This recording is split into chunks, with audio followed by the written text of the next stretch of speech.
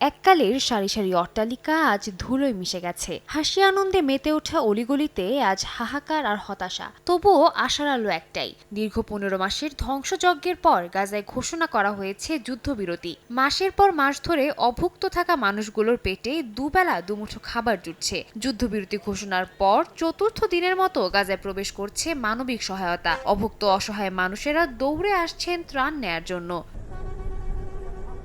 তবে পেটে খাবার জুটলেও মাথায় জুটছে না ছাদ। ইসরায়েলি সেনাদের তাণ্ডবে ধুলোয় মিশে গেছে গাজাবাসীর ঘরবাড়ি। হামলার মুখে যারা বাড়ি ছেড়ে পালিয়েছিলেন ফিরে এসে দেখছেন বাড়িঘরের অস্তিত্ব বিলীন হয়ে গেছে। এমনকি ধূলিসাৎ হয়ে গেছে ফিলিস্তিনের জাতিসংঘের ত্রাণ বিষয়ক সংস্থা ইউএনআরডব্লিউ এর কার্যালয়ও। আমরা ফিরে এসে দেখি ভারী মেশিন দিয়ে আমাদের বাড়ি ঘর গুড়িয়ে দেয়া হয়েছে।